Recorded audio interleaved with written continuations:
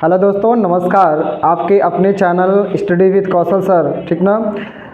बेटा आज यहाँ पे आपको जो है, जैसे कि आपको पता होगा कि उत्तर प्रदेश पुलिस की भर्ती आ चुकी है और उसके लिए आपने थंबनेल में भी देखा होगा कि उसके लिए हम यहाँ पर हिस्ट्री के कुछ एमसीक्यू लेकर के आ रहे हैं जो सिंधु घाटी की सभ्यता से रिलेटेड है। और उसमें जैसे कि आपको पता है कि पहले अभी हम इतिहास के बारे में कुछ आपको इंट्रोडक्शन थोड़ा बहुत देंगे और हमारी ये जो सीरीज़ है वो कंटिन्यू चलती रहेगी और इससे आपको बहुत ज़्यादा लाभ होने वाला है। तो चलिए बेटा आज से शुरुआत करते हैं। ये हमारी आपको पता ही है कि पहली क्लास है और इस पहली क्लास के अकॉर्डिंग पहले हम आपको इतिहास का कुछ इंट्रोडक्शन लेकर के आते हैं और उसी के अकॉर्डिंग कि आपको पता चल जाएगा कि जो पहली बार वीडियो देखें या इतिहास पढ़ें उनको भी अच्छे तरीके से समझ में आएगा हम क्या पढ़ा रहे हैं उनको, ठीक है ना। इसके लिए देखते हैं बेटा, चलते हैं देखते हैं सबसे पहले तो कुछ बातें, उसके बाद फिर हम आएंगे अपने एमसीक्यू पर। जैसे कि सबसे पहले आपको पता है कि अगर हम यहाँ पर बात कर लें कि जो इतिहास है, थोड़ा सा इंट्रोडक्शन पहले इतिहास पर करते हैं और फिर इतिहास के वर्गीकरण के बारे में देखते हैं। जैसे सबसे पहले अगर हम बात करें बेटा कि इतिहास जो होता है ना वो इति धन हास से मिलकर बना हुआ है। इति धन हास जो है ना वो कोई संधि विच्छेद यहाँ पर नहीं हो रहा है, ये दो शब्दों का सिर्फ युग्म हो रहा है, ठीक ना। इति का मतलब होता है, अगर हम बात करें इति का मतलब क्या होता है, ऐसा, ठीक ना। और इसका जो मतलब होता है वो होता है हुआ, ठीक है ना, वो होता है हुआ। तो अगर हम यहाँ पर बात करें कि इसको पूरा समझना चाहें तो क्या लिख सकते हैं, ऐसा ही, क्या लिख सकते हैं, ऐसा ही हुआ था, ठीक ना। तो ये इसका अपना क्या हो जाता है, शाब्दिक अर्थ होता है। किसका शाब्दिक अर्थ होता है, इतिहास का, ठीक है ना। अब यहाँ पे समझते हैं, तो परिभाषा पे हम ज़्यादा नहीं जाना चाहेंगे और हम यहाँ पर ये देखते हैं सबसे पहले कि बेटा एक बात तो आपको पता ही होना चाहिए कि जो इतिहास है, इतिहास का जनक किसे कहा जाता है। इतिहास का यहाँ पे जनक के बारे में आपको पता होना चाहिए। जैसे कि हम बात करें इतिहास का जनक तो क्या हो जाएगा, हेरोडोटस। कौन हो जाएगा, हेरोडोटस हो जाएगा। और ये हेरोडोटस से मिलता जुलता एक शब्द होता है जिससे कहते हैं यहाँ पर हिकेटियस, जिससे नाम देते हैं हिकेटियस। बच्चे क्या होते हैं थोड़ा सा यहाँ पर कंफ्यूज हो जाते हैं, ठीक है ना, हिकेटियस। तो यहाँ पे कंफ्यूज हो जाते हैं, इसलिए मैंने यहाँ पे ये शब्द ले लिया है। अगर हम ये कहते हैं तो ये क्या होते हैं, इन्हें कहते हैं, ये हैं भूगोल के पिता। क्या है ये हैं भूगोल के पिता, ठीक है ना। ये हो जाते हैं आपके यहाँ पर भूगोल के पिता, ठीक है ना। तो ये दोनों शब्द आप यहाँ पे बेहतरीन तरीके से याद रखें। अब यहाँ पे हमें एक चीज़ ये देखना चाहते हैं, जैसे थोड़ा सा कि इतिहास का यदि हम यहाँ पर समझें थोड़ा सा बेटा कि इतिहास जो है वो इतिहास का वर्गीकरण, ठीक है ना। क्योंकि ये चीज़ अगर आपने समझ लिया तो विश्वास मानिए आपको इतिहास बहुत अच्छे से समझ में आएगा, ठीक है ना। तो इतिहास के वर्गीकरण की अगर हम बात करें यहाँ पे तो सबसे पहले, ठीक है ना, तो हम यहाँ पर एक मोटे तौर पर कुछ बातें आपको समझाते हैं। जैसे कि बेटा इतिहास को जो बांटा गया है वो यहाँ पर 3 भागों में, और वो कौन कौन से हो जाएंगे, 3 से भाग। एक होता है जिसे कहते हैं प्रागैतिहासिक काल, प्रागैतिहासिक काल बेटा, ठीक है ना। तो एक मिनट,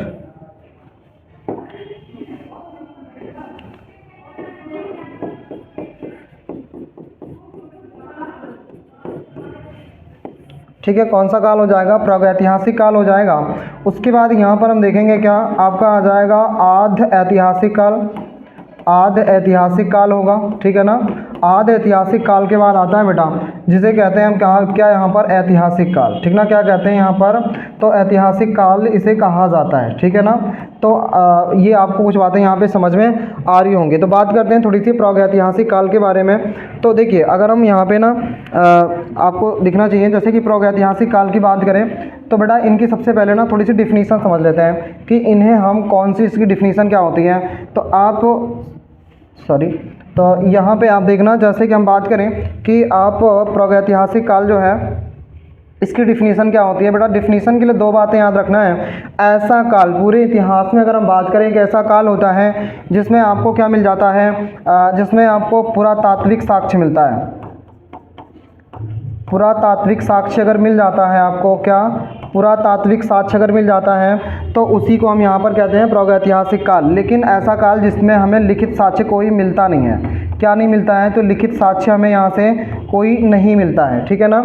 आद्य ऐतिहासिक काल में आद्य ऐतिहासिक काल की डिफिनीसन पूछी जाती है, ठीक है ना। क्या हो जाती है कि आप बोलोगे ऐसा काल जिसमें क्या होता है, जो आपका पुरातात्विक साक्ष्य होता है, जो पुरातात्विक साक्ष्य होता है बेटा यहाँ पे तो मिलता है, ठीक है ना। पुरातात्विक साक्ष्य के साथ साथ यहाँ पर आपको लिखित साक्ष्य भी मिलता है। क्या मिलता है? लिखित साक्ष्य भी मिलता है। मतलब आप ऐसा कह सकते हो, ऐसे काल जिसमें पुरातात्विक साक्ष्य और लिखित साक्ष्य मिलते हैं वो आपके आद्य ऐतिहासिक काल होते हैं। ठीक है ना। ऐतिहासिक काल क्या होता है यहाँ पे? ऐतिहासिक काल यहाँ पर क्या होता है? ऐसा काल जिसमें क्या होता है, जो पुरातात्विक साक्ष्य है, जो पुरातात्विक साक्ष्य है वो आपको मिलता है, मिलना चाहिए। ठीक है ना। और यहाँ पर भैया क्या मिलना चाहिए? तो वो लिखित साक्ष्य मिलना चाहिए, लिखित साक्ष्य। और ये लिखित साक्ष्य बेटा ना, ये पढ़ा जा सका है। ये क्या किया जा सका है? पढ़ा जा सका है। ये बात आपको याद रखना है। लेकिन आप कहोगे सर यहाँ पर भी आपने वही लिखा है, तो बेटा ये अभी पढ़ा नहीं जा सका है। लिखित साक्ष्य तो हमको मिले ही मिले हैं, लेकिन ये पढ़ा नहीं जा सका है, पढ़ा नहीं जा सका है। ये बात आपको थोड़ी सी यहाँ पर याद रख लेना है। ठीक है ना। ठीक है। तो आपके सवाल यहाँ से थोड़े बहुत बनते नहीं हैं, पर यहाँ पे हम आपको ना जैसे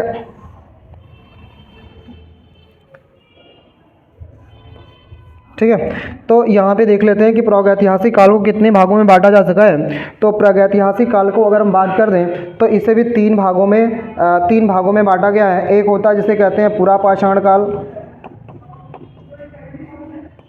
ठीक है, पुरापाषाण काल लिखा हो सकता है कि आपको राइटिंग समझने में थोड़ी दिक्कत हो, पर धीरे धीरे ठीक हो जाएगा। ठीक है ना। पुरापाषाण काल होता है बेटा। पुरापाषाण काल के बाद यहाँ पर आता है आपका मध्यपाषाण काल। क्या होता है? तो यहाँ पर होता है आपका मध्यपाषाण काल। मध्यपाषाण काल होता है। और मध्यपाषाण काल के बाद आपका आता है यहाँ पे जिसे कहते हैं नवपाषाण काल। क्या होता है? तो वो नवपाषाण काल होता है। तो बेटा यहाँ पे आ जाता है आपका, जिसे हम देखते हैं, ठीक है, जिसे यहाँ पर कह देंगे नवपाषाण काल। ठीक है, ये नवपाषाण काल होता है। ठीक है, तो हमारा मकसद यहाँ पे पढ़ने का नहीं है। आज जो हमारा टॉपिक पढ़ने वाला है बेटा वो यहाँ से होगा, क्योंकि जो हमारा ऐतिहासिक काल है ना वो उसको दो भागों में बांट रहे हैं। तो आद्य इतिहास काल जिसे हम दो भागों में यहाँ पर बांट करके पढ़ेंगे। एक होगा बेटा जिसे कहते हैं इंडस वैली सिविलाइजेशन, यानी हिंदी में कहते हैं सिंधु घाटी की सभ्यता। सिंधु घाटी की सभ्यता होती है, सिंधु घाटी की सभ्यता। और दूसरा जो होता है ना, सिंधु घाटी सभ्यता के बाद, तो आपको दिखाई दे थोड़ा सा, मैं इसलिए यहाँ पे ये अंडरलाइन कर देता हूँ। ठीक ना। इंडस वैली सिविलाइजेशन होता है। दूसरा यहाँ पर आपका होता है बेटा जिसे कहते हैं वैदिक सभ्यता, जिसे क्या नाम देते हैं? जिसे नाम देते हैं वैदिक सभ्यता। ठीक है ना, जिसको नाम दिया जाता है क्या? वैदिक सभ्यता। ठीक है, तो ये आपका यहाँ पे वैदिक सभ्यता हो जाता है। अगर वैदिक सभ्यता को देखेंगे यहाँ पे तो इसके दो भाग हो जाते थे, दो भाग। आई थिंक आपको दिख ना रहा हो, तो इसको हम ना अभी यहाँ पे इसका वर्गीकरण और नहीं करने वाले हैं। हम आपको क्या पढ़ाना चाह रहे हैं वो बस हम वहाँ पर आ गए हैं। ठीक ना। क्या, जैसे कि आपको क्या पढ़ना है? इंडस वैली सिविलाइजेशन और इससे रिलेटेड MCQ। ठीक है ना। तो देखो एक थोड़ा सा ना आप यहाँ पर देख लो कि जैसे पुरापाषाण काल है, जिसका टाइम पीरियड समझ में आना चाहिए। क्या समझ में आना चाहिए? टाइम पीरियड अगर समझना है आपको तो यहाँ पे याद रखना है कि जो अज्ञात काल है, अज्ञात काल का मतलब पता नहीं बेटा कब से आ रहा है ये, लेकिन अज्ञात काल से लेकर के, तो मैं पेन चेंज कर लेता हूँ, 8000 यहाँ से हो जाता है ना क्या, 8000 BC तक। कहाँ तक? 8000 BC तक। अभी आप लोगों को BC के बारे में समझाएंगे। ठीक है ना। और इसका टाइम पीरियड हो जाएगा, अगर इसको देखें तो यहाँ वाला ये क्या हो जाता है बेटा? ये हो जाता है आपका 8000 BC से लेकर 8000 BC से लेकर के 4000 BC तक होता है, 4000 BC तक होता है। ठीक है। और ये वाला टाइम पीरियड जो होता है यहाँ पे लिख दे रहा हूँ, ये आपका हो जाता है यहाँ पे 4000 BC से लेकर 4000 BC से 4000 BC से ये होता है 2500 BC तक। ये आपका 2500 BC तक हो जाता है। ठीक है ना। अब इसके बाद क्या आता है? इंडस वैली सिविलाइजेशन आता है। तो इसका जो टाइम पीरियड बता रहा है वो टाइम पीरियड क्या बोलता है कि 2500, क्या कहता है कि 2500 BC से लेकर 2500 BC से लेकर के ये आपका यहाँ पर 1500 BC तक। ठीक ना। 1500 BC तक का टाइम पीरियड होता है। ये अलग अलग इतिहासकारों ने इसके टाइम को अलग अलग डिफाइन किया हुआ है, तो अभी हम उसको देखेंगे। ये आपका जो वैदिक काल होता है, वैदिक काल का टाइम पीरियड यहाँ पर हम आपको दे रहे हैं। वैदिक काल का टाइम पीरियड ये होता है कि कहा जाता है कि ये 1500 BC से लेकर 15000 BC से, ठीक ना, 1500 BC है बेटा, ये 1500 BC से लेकर के यहाँ पर 1000 BC तक का टाइम पीरियड होता है। फिर वैदिक सभ्यता को 2 भागों में बांट दिया जाता है, ठीक है ना। लेकिन अब यहाँ पे मैं आपको इतना समझा करके अपने टॉपिक पर आना चाहता हूँ। जैसे कि क्या आपको क्या समझना है बेटा, देखो यहाँ पर अगर आप देखो ना, जो पूरा पाषाण काल था, मध्य पाषाण काल, नव पाषाण काल क्या था, तो यहाँ पे ना मनुष्य आप जैसे देख ही रहे हो कि क्या होता था कि यहाँ पर पेड़ों पर निवास करता था, यहाँ पर क्या करता था, पेड़ों पर निवास करता था। मध्य पाषाण काल में क्या हुआ, अग्नि की खोज हो गई, और फिर नव पाषाण काल में उसका भरपूर प्रयोग लोग करने लगे, ठीक है ना। और यहीं पर पहिया वगैरह का आविष्कार हो गया। तो ये चीज़ें हैं जो आपका ना मैं अगली स्लाइड में लेकर के आऊँगा। लेकिन बस यहाँ पे आप समझना कि आपको कि जो इंडस वैली यानी सिंधु घाटी की सभ्यता है, हमें वो समझना है बेटा। देखो इंडस वैली सिविलाइजेशन एक ऐसी सभ्यता थी, ठीक है, कि जो जिसका विनाश हो चुका है, और इतनी शानदार सभ्यता थी जो कि आप जब पढ़ेंगे और उससे समझेंगे तो ये लगेगा कि क्या ऐसा भी कभी रहा होगा कि इतने साल पुराने, लगभग 3500 साल पुरानी बात है, जिसका तहस नहस हो चुका है, और वहाँ के लोग जो है बड़े ही मतलब आधुनिक तरीके से जीते थे, ठीक है ना। तो हम यहाँ पे जो हमारा ना टॉपिक होने वाला है वो सिंधु घाटी की सभ्यता होगी। और वर्तमान में जो वैदिक सभ्यता बेटा जिनमें हम जी रहे हैं, ठीक ना, तो वो चीज़ें हैं। और यहाँ पर एक सभ्यता ये है जो शानदार सभ्यता रही है, जिसे वैदिक सभ्यता यहाँ पर जिसे इंडस वैली सिविलाइजेशन की बात की जाती है। तो हम बस इसके बाद अपने टॉपिक पर आते हैं डायरेक्ट, और उसके बारे में यहाँ पर क्वेश्चंस लेते हैं, ठीक है ना। तो देखा जाता है, हम अगले सवाल पर आते हैं अपने। तो देखिए बेटा, जैसे कि ये क्वेश्चंस, इसमें से लगभग कुछ क्वेश्चंस वही लिए गए हैं जो किसी न किसी एग्ज़ाम में पूछे गए हैं, तो इनको आप यहाँ पे समझते हैं, समझिएगा। जैसे क्या आता है, जैसे लिखा हुआ है सिंधु घाटी की सभ्यता का नामकरण सर्वप्रथम किस विद्वान ने किया था। तो भैया जैसे कि सबसे पहले आप इसके आंसर चेक करें, तब तक कि मैं इस पर कुछ थोड़ी बहुत बातें आपको बता देता हूँ, आप इसका अपना आंसर गेस करते रहें। जैसे कि बात करते हैं बेटा कि सिंधु घाटी जो सभ्यता है ना, सिंधु घाटी की सभ्यता के जो अन्य नाम हैं, ठीक ना, बच्चे इसमें भी थोड़ा सा कंफ्यूज हो जाते हैं कि ये अलग अलग सभ्यताओं के नाम आ रहे हैं, तो क्या अलग अलग सभ्यताएं हैं, तो ऐसे नहीं होता। जैसे कि जो आप कंफ्यूज हो रहे हैं वो यहाँ पर आपको कंफ्यूजन दूर हो जाएगा। क्या, जैसे कि सिंधु घाटी सभ्यता को ही हम हड़प्पा सभ्यता कहते हैं। क्या कहते हैं यहाँ पर, हड़प्पा सभ्यता कहते हैं। और इसी सभ्यता का नाम होता है जिसे हम कहते हैं बेटा मेलुआ सभ्यता। क्या होता है, मेलुआ सभ्यता इसको कहते हैं, एक होता है। और इसी को हम कहते हैं क्या, सरस्वती सभ्यता। क्या नाम देते हैं बेटा, सरस्वती सभ्यता, ठीक है ना। तो आप समझो ये इसके नाम हो जाते हैं। और जैसे कि और भी इसके नाम हैं, जिसे हम क्या बोलते हैं, कांस्य युगीन सभ्यता, ठीक ना। क्या बोलते हैं, कांस्य युगीन सभ्यता इसी को कहा जाता है। ये बात भी आपको याद रखना है। अच्छा, इसके अलावा भी और भी इसके नाम होते हैं, तो वो कौन सा आपने देख लिया, सिंधु हो गया, हड़प्पा, मेलुआ, सरस्वती सभ्यता और कांस्ययुगीन सभ्यता। और एक नाम अच्छे से याद रखना है बेटा, कौन सी होती है, नगरीय सभ्यता होती है। क्या होती है, नगरीय सभ्यता होती है। यहाँ कह सकते हैं दुनिया की सबसे पहली ये नगरीय सभ्यता है। और दुनिया की दूसरी जो नगरीय सभ्यता है वो आपका मौर्य काल में आता है, ठीक ना। मगध आ जाता है, मगध। तो मगध में मौर्य काल जो होता है ना, मगध का जो मौर्य वंश है वो आपका दूसरी नगरीय सभ्यता देखने को मिलती है। क्योंकि बेटा इसके बाद आने वाली जो वैदिक सभ्यता है वो कैसी होती है, वो एक ग्रामीण सभ्यता होती है, ठीक है ना। तो बस यहाँ पे चलते हैं हम थोड़ा सा कि ये कह रहा है सिंधु सभ्यता का नामकरण। तो बेटा सिंधु सभ्यता का यहाँ पर जो नामकरण किया था वो किसने किया था, तो जॉन मार्शल ने किया था, ठीक है ना। जॉन मार्शल ने किया था, ये आपको यहाँ पर पता चल गया होगा। चलिए अगले क्वेश्चन पर देखते हैं। अगला क्वेश्चन हमारा क्या कह रहा है, ध्यान से देखते हैं बेटा। सिंधु घाटी का विस्तार उत्तर से दक्षिण की ओर है। सिंधु घाटी का जो विस्तार है वो उत्तर से दक्षिण की ओर है। मैं यहाँ पर कुछ बातें, आप अपना आंसर यहाँ चेक करें, ये गेस करें, मैं आपको यहाँ पर कुछ और बातें आपको बतलाता हूँ। जैसे कि बात करें बेटा कि आप देखिए, अगर हम ना एक मिनट थोड़ा सा रफली फिगर्स की बात करें, तो जैसे देखिए हमारी जो सिंधु घाटी की सभ्यता है, ठीक है, तो उसको अगर हम यहाँ पे कुछ थोड़ी बहुत बातें मैप से समझें, तो आप ये समझो, ठीक है बेटा। तो यहाँ पर देखें तो जो सिंधु घाटी की सभ्यता है वो यहाँ पर विकसित हुई थी, यहाँ पर। तो ये कहा जाता है कि उसका जो विस्तार है ना वो कहाँ से कहाँ तक था। तो यदि हम यहाँ पर बात करें तो यहाँ पर जो इसका विस्तार है वो कहाँ से कहाँ तक रहा है। तो देखिए यहाँ पर पड़ता है ना, यहाँ पर क्या पड़ता है, उत्तर प्रदेश। तो ये आपका है बेटा यूपी। तो उत्तर प्रदेश में पूरब में कहाँ तक हो जाता है, तो पूरब में होता है, जिसे कहते हैं यहाँ पे पूरब में इसका जो विस्तार रहा है वो आलमगीरपुर तक रहा है। ठीक है ना। तो वो आपका यहाँ पर क्या हो जाता है, ठीक है। तो यहाँ पे आप देखते हैं, यहाँ पर बेटा होता है आलमगीरपुर तक, ठीक ना। आलमगीरपुर यूपी के मेरठ में पड़ता है, यूपी के मेरठ में आलमगीरपुर पड़ता है और ये पूरब है, ठीक ना। कुछ बच्चों को दिक्कत होती है कि वो ये नहीं समझ पाते कि जो है पूरब पश्चिम यहाँ पर कहाँ पर होता है। तो बेटा ये आपका क्या होता है, यहाँ पे पूरब होता है और ये आपका क्या होता है, पश्चिम, ठीक ना। क्या हो जाता है, यहाँ पर पश्चिम होता है और ये क्या होता है आपका उत्तर होता है और ये क्या होता है यहाँ पे दक्षिण होता है। तो ये ऊपर उत्तर होता है, नीचे दक्षिण हो जाता है। तो आप देखो यहाँ पे कि पूरब में आलमगीरपुर तक है और पश्चिम में कहाँ तक होता है, तो जो पश्चिम में होता है जिसे हम कहते हैं यहाँ पे सूतकांगेडोर, क्या हो जाता है, सूतकांगेडोर, ठीक ना। सॉरी, क्या हो जाता है बेटा, तो सूतकांगेडोर, ठीक ना। यहाँ पर आपका हो जाता है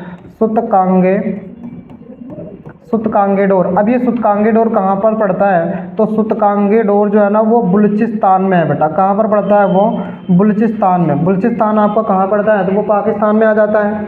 किस में आ जाता है, पाकिस्तान में, ठीक ना। इधर बेटा यहाँ पे देखना, मैं यहाँ पे बता रहा हूँ, ये आपका ना मान लो कि ये उत्तर है और ये दक्षिण है। ये आपका बेटा पड़ता है महाराष्ट्र में।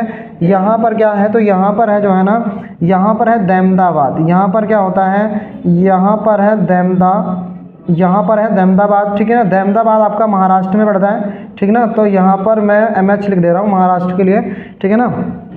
अब जैसे ये अहमदाबाद महाराष्ट्र में पड़ता है और यहाँ पर कौन सा है, तो उत्तर में विस्तार कहाँ से कहाँ तक रहा है, तो वो मांडा तक रहा है। कहाँ तक रहा है, मांडा तक रहा है, ठीक है ना। तो ये बात आपको आई थिंक बेटा यहाँ पे समझ में आ गई होगी कि मैंने आपको क्या बताया है, ठीक है ना। अब ये देख लेते हैं कौन कौन सी नदी किनारे हैं, तो वो अभी देखते हैं। तो आप यहाँ पे सवाल के अनुसार देखें, कह रहा है कि सिंधु सभ्यता का विस्तार उत्तर से दक्षिण की ओर। तो बेटा उत्तर में क्या मांडा है और दक्षिण में क्या अहमदाबाद है। तो इस देखो कहाँ पर दिखाई दे रहा है, मांडा से अहमदाबाद। तो ठीक है, हमारा आंसर क्या हो जाएगा, मांडा से अहमदाबाद। बस यही हमारा इसका आंसर हो जाएगा। चलिए हम अगले सवाल की ओर चलते हैं और देखते हैं अगला सवाल हमारा क्या कह रहा है। अगला सवाल हमारा ये कह रहा है कि हड़प्पा सभ्यता किस युग की थी बेटा। देखिए ध्यान से आपको ये बात समझनी है कि हड़प्पा सभ्यता यहाँ पर किस युग की थी, किस युग की थी। तो कांस्य युगीन युग होता है बेटा, नवपाषाण युग होता है, पुरापाषाण युग होता है और यहाँ पर लौह युग है। तो अगर इनमें से किसकी हो जाती है, तो अभी मैंने कहा था कि हड़प्पा सभ्यता को एक अन्य नाम भी देते हैं कांस्य युगीन सभ्यता। तो कांस्य युगीन युग कौन सा हो जाएगा, कांस्य युगीन हो जाएगा। अच्छा ये कांस्य युगीन सभ्यता क्यों बोला गया है हड़प्पा सभ्यता को, हड़प्पा सभ्यता को कांस्य युगीन सभ्यता क्यों बोला गया है, क्योंकि बेटा आप याद रखना कि ये तांबा को टिन में मिला देते थे। तांबा को टिन में मिला करके इन्होंने क्या बनाया है, तो कांसा बनाया है। इसीलिए क्या क्या बोला गया यहाँ पर, कांस्य युगीन सभ्यता का नाम दिया गया है, ठीक है ना। तो नवपाषाण काल, पुरापाषाण काल, ये और ये आपका लोह युग हो जाता है। तो लेकिन इसमें हमारा राइट आंसर क्या होने वाला है, तो राइट आंसर हमारा होने वाला है कांस्य युग, ठीक है ना। तो चलिए इसी के साथ हम अपने अगले सवाल पर आते हैं। अगला सवाल हमारा क्या कह रहा है कि सिंधु घाटी सभ्यता की समय अवधि क्या थी। देखिए ध्यान से, आपको ना सबसे ज़्यादा जरूरी है क्या, आपको सबसे ज़्यादा सब जरूरी है क्वेश्चंस को समझना, ठीक है ना। आपको सबसे ज़्यादा जरूरी क्या है, क्वेश्चंस को समझना है।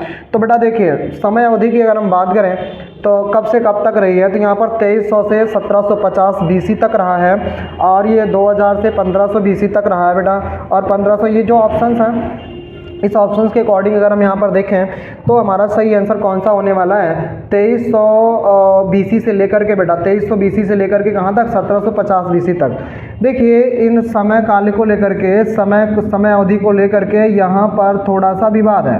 विवाद का मतलब अलग अलग इतिहासकारों के अनुसार अलग अलग समय अवधि बताई गई है। जैसे आपको दो याद रखना है, एक तो ये आपको याद रखना है ये किसके अनुसार है। अगर हम याद करें कि किसके अनुसार है, आपको अनुसार अगर बताना है तो यहाँ पर बताना है ना CG गैंड के अनुसार है, CG गैंड के अनुसार है बेटा, ठीक ना। लेकिन एक और आपको बताना है, एक और बताना है यहाँ पे कि जैसे कि 2500 BC से लेकर के 2500 BC से लेकर के 1500 BC तक ये टाइम भी बताया गया है। तो 1500 BC से 2500 BC से 1500 BC तक ये मार्टिन बेहम ने बताया बेटा। किसने बताया है, तो मार्टिन बेहम के द्वारा, ठीक ना, मार्टिन बेहम के द्वारा ये बात बोली गई है, ये टाइम पीरियड। लेकिन ये जो है ना ज़्यादा मान्यता किसको दी गई है, तो यही वाला है। तो आपको यहाँ पे ये बात यहाँ पर याद रखना है, ठीक है ना। तो कुछ लोगों को बड़ा दिक्कत हो सकती है कि BC क्या है, ठीक है ना। तो BC अगर आपको समझना है तो बस आप 1 मिनट देखें, यहाँ पे आपको BC समझ में आ जाएगा, ठीक है ना। तो BC बेटा आपको समझ में आ जाएगा, ठीक है। देखिए अगर हम बात करें, अगर यहाँ पे हम बात करें कि आप ध्यान दीजिए, जैसे आज का समय क्या है, 2023 है। 2023 के पहले यहाँ पे डॉट डॉट अगर हम बात करें तो क्या 2000 ईस्वी 2000 भी रही होगी, तभी तो 2023 आया है। इसी प्रकार से यहाँ पे अगर हम देखें तो यहाँ पर देखें तो क्या होगा, कभी ना कभी क्या रहा होगा, 0 फिर 1 फिर 2 फिर 1 फिर 2 डॉट डॉट डॉट ऐसे करके आया हुआ है। ऐसा माना जाता है कि यहाँ पर क्या हुआ था, जो ईसा मसीह थे उनका यहाँ पर जन्म हुआ था, जो ईसाइयों के भगवान हैं, ठीक ना, ईसाइयों के जो भगवान हैं उनका यहाँ पर जन्म हुआ था। उसी के बाद बेटा यहाँ पर शुरू हो जाता है जिसे अंग्रेजी में AD कहते हैं। और जो इस इधर का टाइमिंग है -1 -2 -6 ये डॉट डॉट डॉट, ठीक ना। तो इधर का टाइम क्या होता है, BC होता है, और इधर का टाइम क्या होता है, वो AD होता है। तो आप कंफ्यूज ना हो, ठीक है ना। इस बात को भी आप अच्छे से याद रखें, ये AD होता है और ये क्या होता है, यहाँ पर BC होता है। आप लोगों से ये एक विनती है कि आप जब वीडियो को देखें और जो चीज़ें समझ में नहीं आए उसे आप ना एक बार कमेंट में टाइप कर देंगे तो हम उसका आंसर ज़रूर दे देंगे, ठीक है ना। तो वो चीज़ आप वहाँ पर कर दीजिएगा। चलिए हमारा चौथा सवाल कंप्लीट हुआ, आते हैं हम अगले सवाल पे।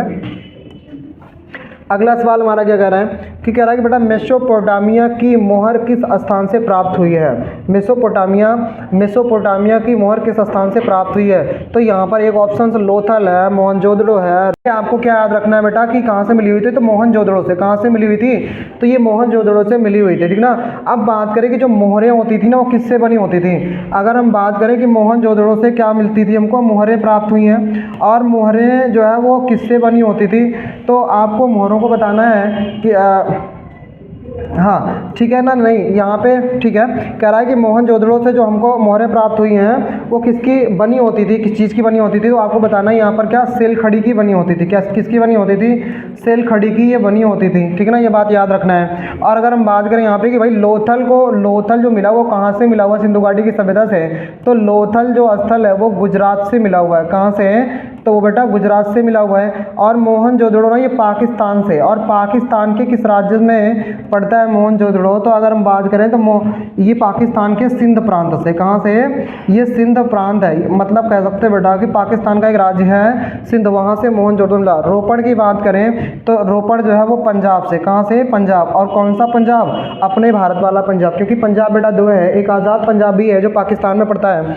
अगर हम बात करें सूतकांगे डोर, तो सूतकांगे डोर कहाँ पर पड़ता है, तो ये आपका बलूचिस्तान में है। कहाँ पर पड़ता है, ये आपका बलूचिस्तान में पड़ता है, ठीक है ना।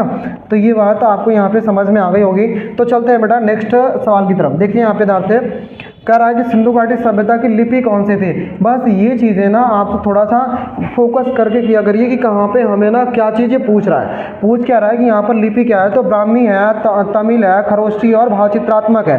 तो हमारा सही आंसर क्या हो जाएगा बेटा, भावचित्रात्मक लिपि हो जाएगी, ठीक है ना।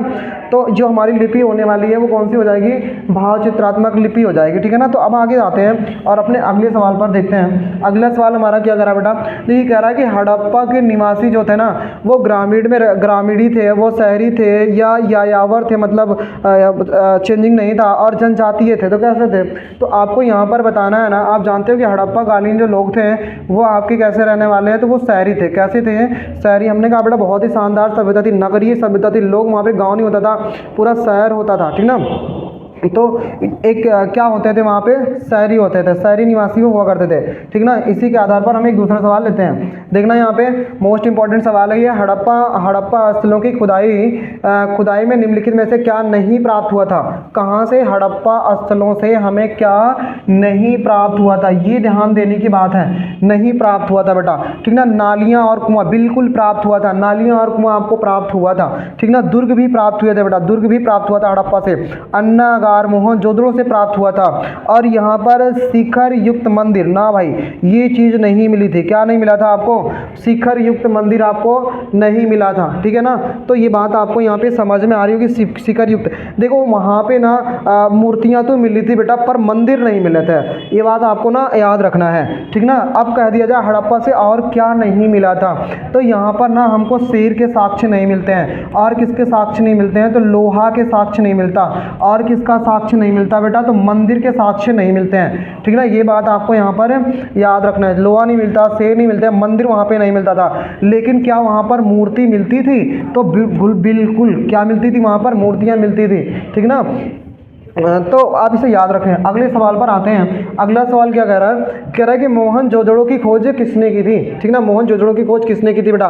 तो पहले तो यहाँ पर फटाक से अपना ध्यान यहाँ पर केंद्रित करो। मोहनजोदड़ो, ये मोहनजोदड़ो कहाँ पर पड़ता है? तो ये मोहनजोदड़ो पड़ता है बेटा पाकिस्तान में। कहाँ पर पड़ता है? पाकिस्तान में। लेकिन पाकिस्तान की बात करें तो पाकिस्तान में कहाँ पर पड़ता है? तो पाकिस्तान के सिंध प्रांत में पड़ता है। कौन से प्रांत में पड़ता है? सिंध प्रांत में, ठीक है ना।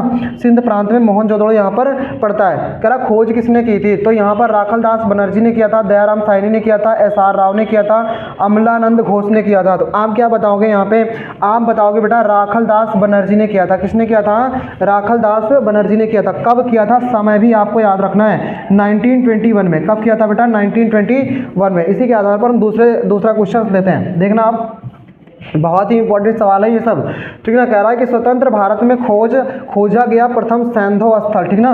देखो यहाँ पे स्वतंत्र भारत में खोजा गया प्रथम सैंधव स्थल। सैंधव स्थल का मतलब बेटा वहीं से याद रखना है कि सिंधु घाटी सभ्यता का पहला स्थल कौन सा होने वाला है? रंगपुर था या रोपड़ था या राखीगढ़ी थी या कालीबंगा था? बेटा हमारा आंसर क्या है? बिल्कुल यहाँ पर क्या हो जाएगा? राखीगढ़ी।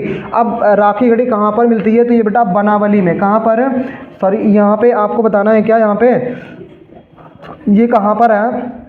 तो यहाँ पे आपको याद रखना है, ये आपका होता है कहाँ पर बेटा? बनावली में। और बनावली कहाँ पर पड़ता है? तो बनावली कहाँ पर पड़ता है? तो ये हरियाणा में है। कहाँ पर है ये बनावली का आपका? कहाँ पर है? तो हरियाणा में है, ठीक ना।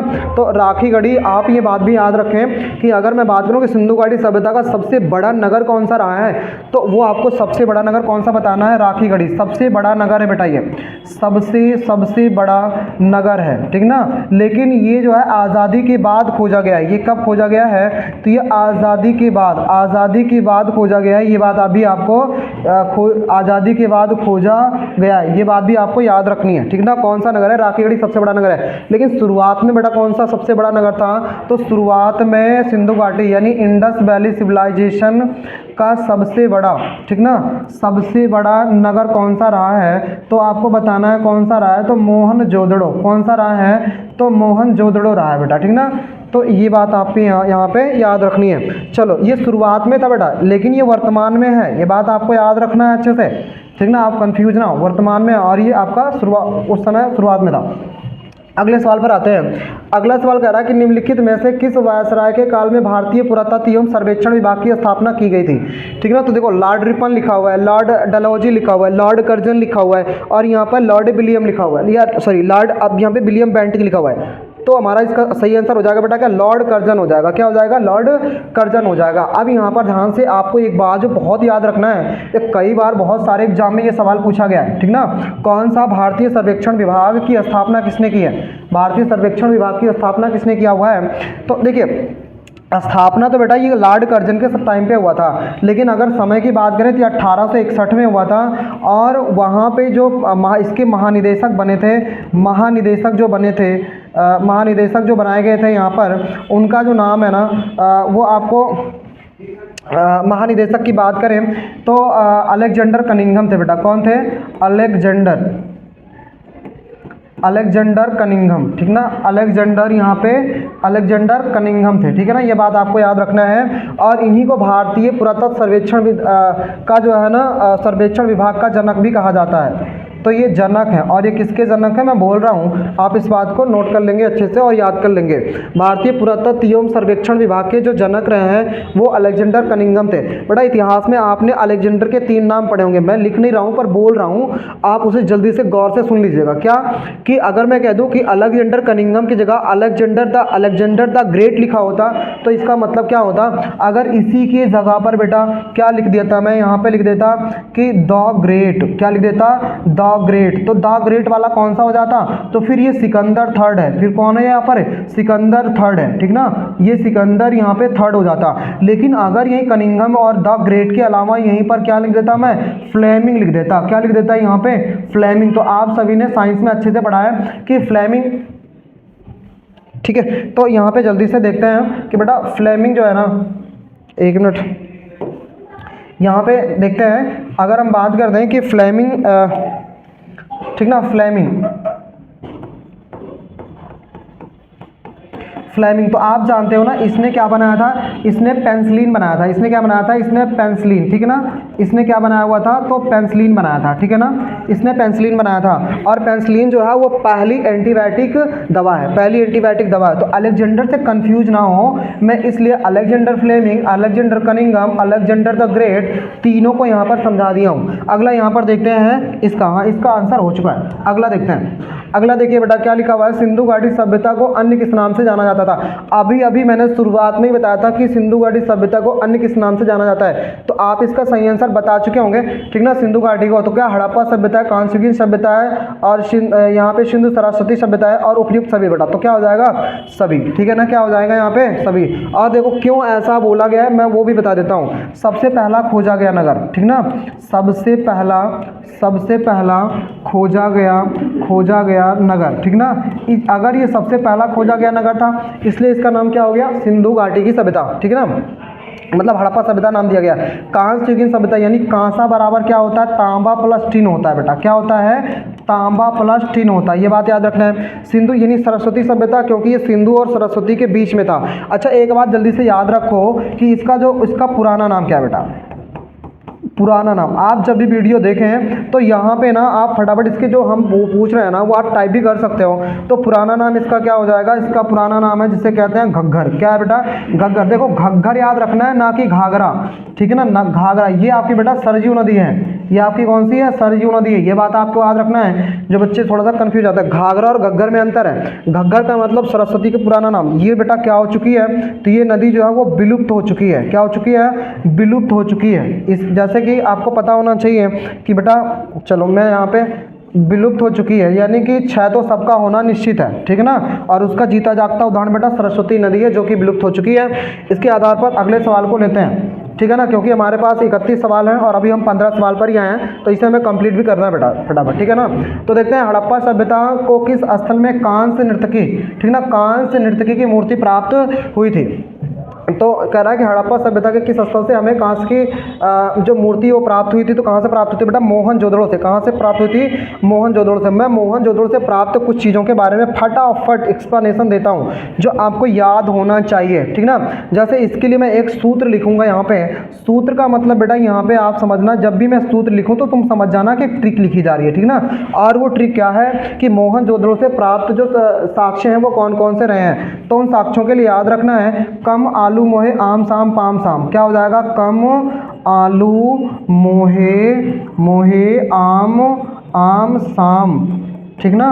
उसके बाद होता है बेटा पाम साम, ठीक है ना, ये चीज़ हो जाती है। इसमें ना इसके बहुत सारे स्थल आ जाएंगे, जैसे कांसे क्या हो जाएगी, कांसे की मूर्ति, ठीक ना, क्या हो जाएगा बेटा, तो ये मोहनजोदड़ो से। इसका देखिए कांसे क्या हो जाएगा, कांसे की मूर्ति, कांसे की मूर्ति हो जाएगी, ठीक है ना। तो वो मोहनजोदड़ो हो जाएगा, ये आप समझ लेना, ठीक ना। आ से बेटा क्या हो जाता है, आ से होता है अग्निवेदियाँ। क्या होता है यहाँ पर, अग्निवेदियाँ। अग्निवेदियाँ का मतलब होता है हवन कुंड, जैसे कि घर हवन कुंड होता है, ठीक ना, जब हम पूजा वगैरह करवाते हैं तो वहाँ पे जो ओम दम करके करते हैं वही होता है, ठीक ना। और यहाँ पर क्या होता है आपका लोथल। क्या हो जाएगा बेटा, कहाँ से, तो इसको थोड़ा सा अलग से याद रखना है आपको, लोथल। और ये लोथल कहाँ पर पड़ता है बेटा, लोथल पड़ता है आपका गुजरात में। ये बहुत ही इंपॉर्टेंट है कि कहाँ पर पड़ता है, तो लोथल आपको कहाँ पर पड़ता है, तो गुजरात में पड़ता है, ठीक ना। ये बात याद रखना है। इसे लघु हड़प्पा कहते हैं, इसे क्या कहते हैं, तो इसे कहते हैं, इसे लघु हड़प्पा, इसे क्या कहा जाता है, इसे लघु हड़प्पा कहते हैं बेटा, ठीक ना, इसे लघु हड़प्पा कहा जाता है और ये गुजरात में पड़ता है। तो गुजरात में कहाँ पर पड़ता है, अगर ये पूछ लिया जाए बेटा तो ये आपको बताना है कि ये कहाँ पर पड़ता है, तो ये सौराष्ट्र में पड़ता है। कहाँ पर पड़ता है, ये सौराष्ट्र में पड़ता है, ठीक है ना। चलिए और भी एक्सप्लेनेशन देख लेते हैं बेटा। तो यहाँ पर क्या हो जाता है, यहाँ पर क्या हो जाएगा, जैसे कि का से हो गया, आ से हो गया, माँ से क्या हो जाएगा, जैसे यहाँ पर एक चीज़ पहले ये आप समझ लीजिए कि आ से समझना क्या हो जाएगा, आ से, इस वाले आ से समझाता हूँ, क्या हो जाएगा, जिसे कहते हैं अन्नागार। क्या हो जाएगा यहाँ पर, अन्नागार। अन्नागार का मतलब यहाँ पर समझना कि बहुत बड़े बड़े भंडार होते थे जहाँ पर अन्न को रख दिया जाता था, और वो भी कहाँ से मिला हुआ था, तो वो आपका यहाँ पे कहाँ से मिला हुआ था, तो मोहनजोदड़ो से। कहाँ से, मोहनजोदड़ो से, ठीक ना। आप ये बात याद रख लीजिए, मैं बोल देता हूँ क्योंकि बेटा हमें थोड़ा सा समय कम है, ठीक ना। तो देखना यहाँ पे जैसे क्या लिखा हुआ है, सा लिखा हुआ है, तो सा की बात अगर हम बात करें तो क्या हो जाएगा, यहाँ पे आप बताना कि ये क्या हो जाएगा, सा से क्या हो जाता है, यहाँ पे सा के बाद यहाँ पर एक पा है, पहले तो पा देख लीजिए या सा ही देख लीजिए, क्या हो जाता है, शिव की मूर्ति। क्या हो जाता है, शिव की मूर्ति। कहाँ से मिली हुई है, शिव की मूर्ति। तो शिव की मूर्ति बेटा कहाँ से, मोहनजोदड़ो से मिली हुई है। शिव की मूर्ति के बाद बेटा क्या, पुजारी की मूर्ति। क्या, पुजारी की मूर्ति। तो पुजारी की मूर्ति कहाँ से मिली हुई है, तो भी आपको बताना है मोहनजोदड़ो से मिली हुई है, ठीक ना। तो इस तरीके से आप इसके एक्सप्लेनेशन को एक बार यहाँ पे देख लीजिएगा, ठीक है ना। आ जाते हैं अगले सवाल पर। अगला सवाल हमारा क्या कह रहा है, कह रहा है हड़प्पा सभ्यता के किस स्थल में कब्रिस्तान R37 के साक्ष्य मिले हुए हैं। देखो बेटा, कब्रिस्तान जैसे क्या होता था, R37, ऐसे R लिखा होता था। R37 नाम क्यों पड़ा है, क्योंकि यहाँ पर ऐसे ऐसे करके ना 37, क्या 37 ऐसे इसमें कबर बनाई गई हैं ऐसे, ठीक है ना। जब इस तरह से यहाँ पर कबर बनाई गई है तो इन कब्रों को ना यहाँ पे इसीलिए क्या बोला गया, R37। और इसके साक्षी कहाँ से मिले हुए हैं, तो ऑप्शन क्या है आपका, कालीबंगन है, धौलावीरा है, हड़प्पा है और मोहनजोदड़ो है। तो बिल्कुल सही आंसर क्या है आपका यहाँ पे, हड़प्पा है। क्या हो जाएगा आपका, कौन सा आंसर हो जाएगा, हड़प्पा हो जाएगा। अब बात यहाँ पर आ जाती है बेटा कि हड़प्पा कहाँ पर पड़ता है। तो हड़प्पा आपका पड़ जाता है कहाँ पर, हड़प्पा आपका पड़ता है कहाँ पर, ये हड़प्पा पंजाब में ही पड़ जाता है। पंजाब का मतलब आपको आज़ाद पंजाब, क्या बताना है आपको, ठीक ना। तो ये हड़प्पा आपका वहाँ पे पड़ जाता है, पाकिस्तान में ही पड़ता है। मोहनजोदड़ो भी आपका कहाँ पर पड़ता है, तो पाकिस्तान में पड़ता है। और धौलावीरा कहाँ पर पड़ता है, तो धौलावीरा आपका पड़ता है गुजरात में। कहाँ पर पड़ता है, तो गुजरात में। और गुजरात में कहाँ पर पड़ता है, तो गुजरात को 2 क्षेत्रों में बांट करके यहाँ पर पढ़ा गया है। तो ये आपका पड़ जाता है, धौलावीरा जो है वो कच्छ के रण में। कहाँ पर पड़ता है, कच्छ के रण में, ठीक है ना, कच्छ के रण में पड़ता है। बट यहाँ पे कालीबंगा है, तो कालीबंगा कहाँ पर पड़ता है, तो कालीबंगा पड़ता है राजस्थान में। कहाँ पर पड़ता है, राजस्थान में, ठीक ना। ये देखो बेटा उस समय का स्थल है जो वर्तमान में ढूंढा गया है, तो कहाँ पर ढूंढा गया है, तो कालीबंगा मतलब राजस्थान में ढूंढा गया कालीबंगा, ठीक ना, जहाँ से काले रंग की चूड़ियों के साक्ष्य मिले हैं। अगला यहाँ पर देखते हैं, अगला सवाल हमारा क्या कह रहा है, कह रहा है सिंधु सभ्यता के स्नानागार की लंबाई, चौड़ाई और ऊंचाई की माप क्या थी। तो आपको यहाँ पर याद रख लेना है ये वाला ऑप्शन बेटा। कौन सा याद रख लेना है, ये वाला ऑप्शन आपको याद रख लेना है, ठीक है ना। ये हो जाता है। आगे देखते हैं अगला सवाल हमारा क्या कह रहा है। अगला सवाल कह रहा है, ध्यान से आपको पढ़ना है कि हड़प्पा कालीन स्थल से प्राप्त, कह रहा ना जार पर ये बेटा चोंच होगा, मतलब चोंच में मछली दबाए चिड़िया के पेड़ के नीचे खड़ी लोमड़ी का चित्र मिलता है। मतलब जैसे कि कहा जा रहा है ना कि एक बेटा यहाँ पर पेड़ है और पेड़ पर एक चिड़िया बैठी हुई है, और उस चिड़िया के मुख में क्या है, मतलब उसकी चोंच में, उसकी जो चोंच है ना उसमें क्या है, उसमें मछली है। और ये जो मछली है, और इसी मछली को इस पेड़ के नीचे क्या बैठी है, एक लोमड़ी, जो लोमड़ी उसको ताक रही है, ठीक ना। क्या ताक रही है, एक यहाँ पर आपकी लोमड़ी है, और जो लोमड़ी उसको ताक रही है, देख रही है, निहार रही है। तो उसके लिए हमारा कौन सा ऑप्शन हो जाएगा, हड़प्पा है, मोहनजोदड़ो है, लोथल है और रंगपुर है। तो बेटा सही आंसर हमारा क्या है, तो वो लोथल है, ठीक ना। बहुत अच्छे से याद रखना है, बहुत इंपॉर्टेंट सवाल। इसको तो मैं यहाँ पर आपको IMP लिखता हूँ कि मोस्ट इंपॉर्टेंट सवाल है, ठीक ना। तो ये बेटा लोथल, और लोथल मैं फिर से बता रहा हूँ कि लोथल कहाँ पर पड़ता है, तो लोथल पड़ता है बेटा गुजरात में। और गुजरात में मैंने कहा था 2 क्षेत्र याद रखना है बेटा, एक सौराष्ट्र याद रखना है, एक यहाँ पर आपको सौराष्ट्र याद रखना है, और एक यहाँ पर आपको कच्छ का रण याद रखना है। तो कच्छ का रण याद रखना है। अगर मैं बात करूँ कि सौराष्ट्र और कच्छ के रण में, तो लोथल कहाँ पर मिलता है, तो आपका जो मिलता है वो कच्छ के रण में मिलता है, यहाँ पर मिलता है, कच्छ के रण में आपका क्या मिल जाता है, यहाँ पर लोथल मिल जाता है, ठीक है ना। तो आ जाते हैं हम अगले वाले नेक्स्ट वाले सवाल पर। आपने इसका आंसर देख लिया। देखिए अगला हमारा सवाल क्या है, कह रहा है कि हड़प्पा सभ्यता के बारे में सर्वप्रथम जानकारी निम्नलिखित में से किसके द्वारा दी गई है। हड़प्पा सभ्यता के बारे में सर्वप्रथम जानकारी निम्नलिखित में से किसके द्वारा दी गई है। जॉन मार्शल है, चार्ल्स मैसन है, राखलदास बनर्जी है और यहाँ पर गार्डन चाइल्ड है। हाँ, तो यहाँ पर एक बात समझना है, अगर मैं कह दूँ बेटा हड़प्पा सभ्यता की खोज किसने की है, तो खोज तो आप सब जानते हो कि दयाराम साहनी ने किया है। दयाराम साहनी ने किया है। समय आपको पता ही है बेटा 1921 में, क्लियर है ना। लेकिन ये वो नहीं पूछ रहा है, ये वो पूछ रहा है कि सर्वप्रथम जानकारी किसने दी, तो वो किसने दिया था बेटा, तो चार्ल्स मैसन ने दिया था। किसने दिया था, चार्ल्स मैसन ने दिया था, ठीक ना। ये बात आपको अच्छे से याद रखना है। तो मैंने दोनों यहाँ पर क्लियर कर दिया है, क्योंकि यहाँ पर क्या पूछा है, जानकारी। यहाँ पर वो जानकारी की बात कर रहे हैं और अगर खोज की बात करेगा तो दयाराम साहनी। आपको क्लियर हुआ होगा। आगे देखते हैं बेटा अगला सवाल, कह रहा है सिंधु घाटी सभ्यता के किस स्थल को हाल ही में यूनेस्को ने विश्व धरोहर घोषित किया है। तो विश्व धरोहर बेटा घोषित किया गया किसको, धौलावीरा को। अब मैं फिर से आपको यहाँ पर कंफर्म कर देता हूँ कि धौलावीरा कहाँ पर पड़ता है, तो ये गुजरात में पड़ता है। कहाँ पर पड़ता है आपका, तो गुजरात में पड़ता है, ठीक है ना। तो आपका कहाँ पर पड़ता है, ये आपका धौलावीरा गुजरात में पड़ता है, ठीक है ना। सूतकांगे डोर कहाँ पर पड़ता है, ये बेटा बलूचिस्तान में पड़ता है, ठीक ना। क्या पड़ता है, बलूचिस्तान में पड़ता है। अगर आप इसे देखेंगे ना वीडियो को, तो हम आपको इतनी बार हर चीज़ को बोल देंगे कि आप सिर्फ देख करके याद कर लेंगे, याद करने की ज़रूरत नहीं होगी, आप सिर्फ सुनेंगे अपने आप याद हो जाएगा, ठीक है ना। बस आप पूरा वीडियो जरूर देखना, ठीक ना। जैसे कि यहाँ पर लोथल है बेटा, तो लोथल भी कहाँ पर है, तो ये भी गुजरात में है। रोपण कहाँ पर है, तो रोपण बेटा पड़ता है आपका पंजाब में। पर कौन सा पंजाब, आज़ाद पंजाब। आज़ाद पंजाब यानी बेटा पाकिस्तान। कहाँ पर, ये पाकिस्तान में। हमारा पंजाब पाकिस्तान है, हमारा पंजाब जो है हम पंजाबी नाम देते हैं, लेकिन वो जो पंजाब है उसके हिस्से वाला वो आज़ाद पंजाब कहता है, और वहाँ पर पड़ता है आपका क्या, रोपड़।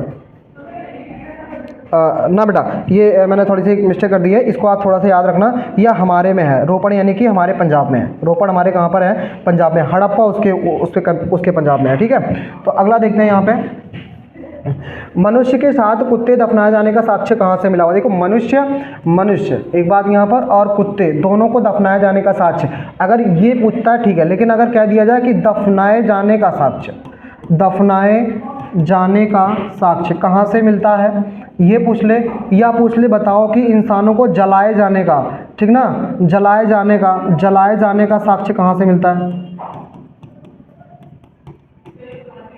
तो ये बेटा मोहनजोदड़ो से मिलता है, ठीक ना। कहाँ से मिलता है, तो ये मोहनजोदड़ो से मिलता है, ठीक ना। लेकिन ये बेटा कहाँ से मिलता है, तो ये आपका हड़प्पा से मिलता है। कहाँ से मिलता है, हड़प्पा से।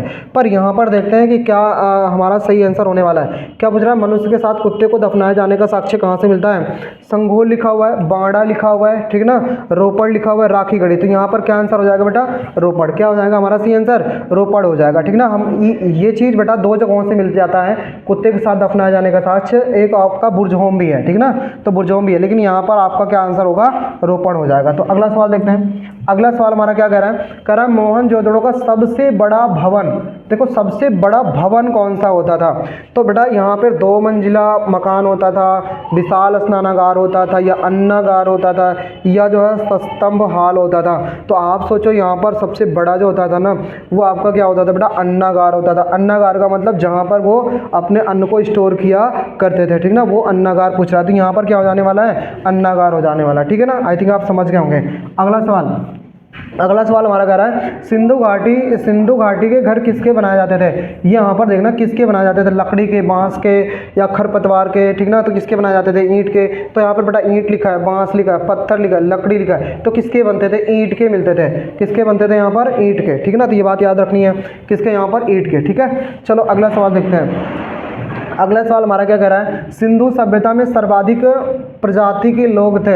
हाँ यहाँ पर देखो ना क्या बोल रहा है, यहाँ पे कह रहा है कि प्रजाति के लोग, सर्वाधिक प्रजाति के लोग थे। कौन सी प्रजाति के, ये मेडिटेरियन थे, या अल्पाइन थे, या मंगोलाइड थे, या ऑस्ट्रेलाइड थे। तो आपको क्या बताना है बेटा, यहाँ पे ये मेडिटेरियन थे। कौन से थे, ये मेडिटेरियन, जो आपके ना मध्य एशिया के लोग। मेडिटेरियन का मतलब ठीक है, भूमध्य रेखीय वाले, जो मतलब ये समझ सकते हो ना कि जो पृथ्वी है, जो भूमध्य रेखा होती है, वहाँ के लोग थे ये, ठीक ना।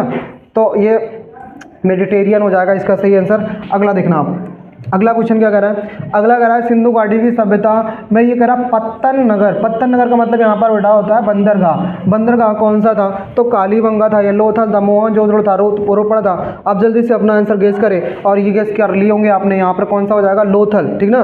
तो ये वहाँ पर क्या होता था, बंदरगाह होता था लोथल, ठीक है। अगर हम बात करें कि सौपारा, तो यहाँ पर 2-3 बंदरगाह की बात कर लेते हैं। जैसे मैं पूछा गया सवाल है बेटा कि सौपारा बंदरगाह कहाँ पर पड़ता है। एक और बंदरगाह जिसे कहते हैं ताम्रलिप्ति, क्या होता है यहाँ पर, ताम्रलिप्ति बंदरगाह, ठीक ना। तो ताम्रलिप्ति बंदरगाह की अगर हम बात करें या सौपारा की बात करें तो बेटा सौपारा तो महाराष्ट्र में था, महाराष्ट्र में, ठीक ना। लेकिन ये आपका कहाँ पर था, तो ये बंगाल में। इसी के रास्ते भारत से कौन गया था, तो गया था कौन था यहाँ पे, आपको पता होगा फाहियान। कौन गया था, फाहियान, ठीक है ना। फाहियान याद रखना है आपको, फाहियान यहाँ से भारत चंद्रगुप्त द्वितीय के समय पर आने वाला जो फाहियान था वो जब यहाँ से गया था तो ताम्रलिप्ति बंदरगाह से वापस गया था। करीब जो 15 वर्ष तक भारत में रहा है। कौन, फाहियान राज। इसकी किताब का नाम फोक्यूकी है, ठीक ना, फोक्यूकी, ठीक है ना। तो यहाँ पर आप समझ गए होंगे। अगला देखना, अगला है बेटा हमारा हड़प्पा सभ्यता के किस स्थल में कह रहा है कि दीनहीन बस्ती कहा जाता है। बहुत इंपॉर्टेंट सवाल है, ठीक ना, बहुत इंपॉर्टेंट सवाल है बेटा। क्या पूछ रहा है, दीनहीन, कह रहा है सुर्तगोई। तो सुर्तगोई ये अफगानिस्तान में पड़ता है बेटा। कहाँ पर, अफगानिस्तान में। कहाँ पर पड़ जाता है ये, अफगानिस्तान में। तो क्या मेहरगढ़ सही आंसर होगा, मेहरगढ़ होगा या राखीगढ़ी होगी या कालीबंगा होगा। तो आप लोगों ने जल्दी से यहाँ पे इसको समझ जाइए। तो क्या हो जाएगा, दीनहीन बस्ती बेटा कहाँ पर पड़ती है, कालीबंगन में। कहाँ पर, और कालीबंगन कहाँ पर पड़ता है, तो राजस्थान में। कहाँ पर पड़ता है, राजस्थान में। यहाँ से हमको साक्ष्य क्या क्या किस किस चीज़ के मिले हुए हैं, तो साक्ष्य अगर कह दिया जाए किस किस चीज़ के मिले हुए तो क्या बोलोगे, आप बता देना कि यहाँ से क्या मिले हुए हैं, जुते हुए खेत मिले हैं, जुते हुए खेत मिले हैं बेटा। और यहाँ पर से क्या मिला हुआ, लकड़ी के हल मिले हुए हैं। किसके, लकड़ी के हल, ठीक ना। क्या मिला हुआ, लकड़ी के हल मिले हुए हैं। और क्या मिला हुआ, काले रंग की चूड़ियाँ मिली हुई हैं। और साक्ष्य क्या है यहाँ पर, काली रंग की चूड़ियाँ, काली रंग की, यहाँ पर काली रंग की चूड़ियाँ मिली हुई हैं, ठीक है ना, काली रंग की चूड़ियाँ मिली हुई हैं। तो ये आपके उत्तर प्रदेश पुलिस के लिए मोस्ट इंपॉर्टेंट चीज़ें हैं जिन्हें आप अवॉइड नहीं करना है, आपको अच्छे से देख करके ही जाना है, समझ करके, ठीक है ना। तो ये आपका कालीबंगा, ये बेटा यहाँ पे आपका क्या हो जाता है, सही आंसर क्या हो जाता है, कालीबंगा होता है। आ जाइए नेक्स्ट क्वेश्चन पर। हमारा नेक्स्ट क्वेश्चन क्या है, कह रहा है कि हड़प्पा स्थल की खोज निम्नलिखित में से किसके द्वारा की गई थी। कौन से स्थल की खोज पूछा है बेटा, हड़प्पा स्थल की खोज। तो हड़प्पा में आप जानते हो जब लोग हड़पना होता है तो वो किसी को दया नहीं दिखाते हैं, वो हड़प ही लेते हैं। अगर कोई किसी का धन हड़पना चाहता है तो वो जो है ना वो दया नहीं दिखाता। तो आप ऐसे समझ लो कि वो हड़प्पा नहीं, दयाराम साइनी। क्या हो जाएगा, दयाराम साइनी। जिसका सही आंसर क्या होने वाला है, दयाराम साइनी होने वाला है, ठीक ना। तो बाकी राखल दास बनर्जी को जानते हो बेटा, रोमिला थापर को भी जानते हो आप, और रंगनाथ राव को भी जानते हो। इन्होंने क्या किया था, इन्होंने लोथल की खोज किया था बेटा। इन्होंने किसकी खोज किया था, लोथल की खोज इन्होंने किया था। रंगनाथ राव ने किसकी खोज किया था, लोथल की खोज इन्होंने किया था। राखल दास बनर्जी के द्वारा जो खोजा गया था वो आप जानते हो क्या खोजा गया था। तो राखल दास बनर्जी के द्वारा बेटा मोहनजोदड़ो की खोज की गई थी। किसकी, मोहनजोदड़ो।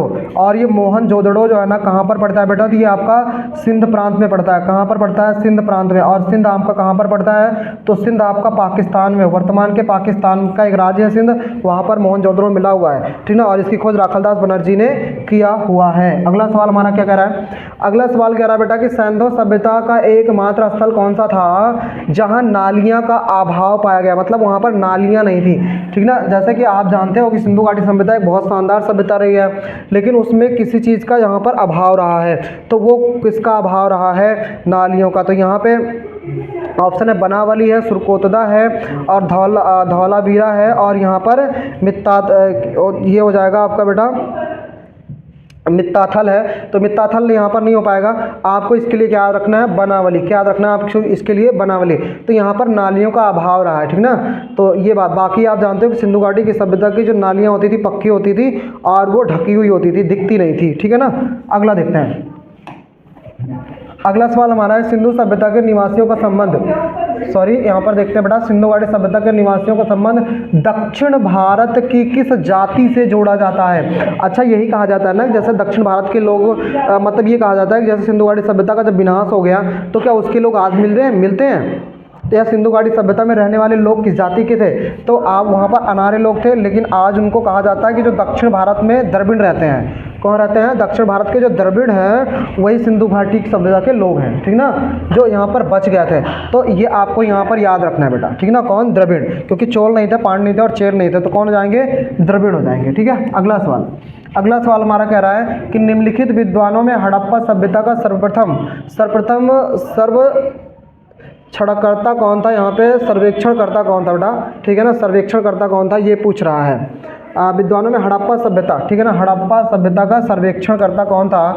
तो सर जॉन मार्शल थे, आर.डी. बनर्जी थे, दयाराम साहनी थे और ए कनिंघम थे, ठीक ना। तो हड़प्पा सभ्यता के लिए यहाँ पे आपको सर्वप्रथम सर्वेक्षणकर्ता की बात करेंगे तो क्या नाम याद रखना है आपको?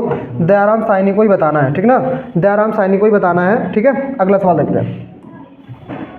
अगला सवाल हमारा कह रहा है भारतीय इतिहास में प्रथम नगरीय क्रांति किसे माना जाता है? प्रथम नगरीय, देखिए प्रथम नगरीय क्रांति, और आप जानते हो कि प्रथम नगरीय सभ्यता बताया। तो प्रथम नगरीय सभ्यता आपने देखा था कौन सी थी बेटा?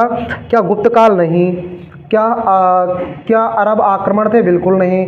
क्या यहाँ पे अंग्रेज़ों का भारत में आगमन? बिल्कुल नहीं। तो यहाँ पर सही आंसर हमारा क्या है? हड़प्पा सभ्यता। क्या हो जाएगा? हड़प्पा सभ्यता, ठीक है ना।